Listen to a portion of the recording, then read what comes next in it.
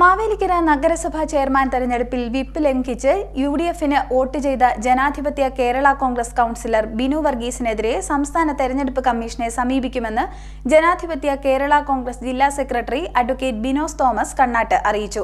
Party അച്ചടക്ക നടപടി സ്വീകരിക്കുന്നത് സംബന്ധിച്ച് റിപ്പോർട്ട് നൽകുമെന്നും ബിനോസ് പറഞ്ഞു.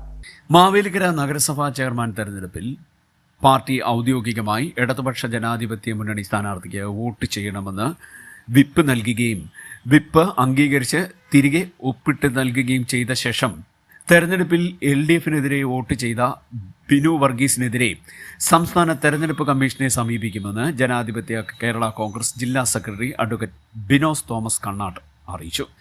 ബിനു വർഗീസിനെതിരെ പാർട്ടി അച്ചടക്ക നടപടി സ്വീകരിക്കുന്നത് സംബന്ധിച്ച് party chairman doctor KC Joseph, party working chairman advocate Antony Raju MLA, party ജില്ലാ പ്രസിഡന്റ് അഡ്വക്കേറ്റ് ഉമ്മൻ ആലുമുട്ടിൽ എന്നിവർക്ക് റിപ്പോർട്ട് നൽകുമെന്നും ബിനോസ് പറഞ്ഞു.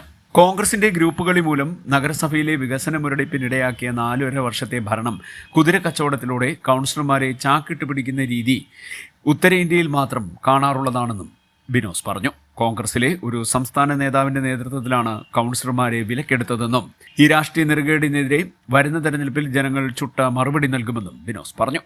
CDNet news, Mavelikkara.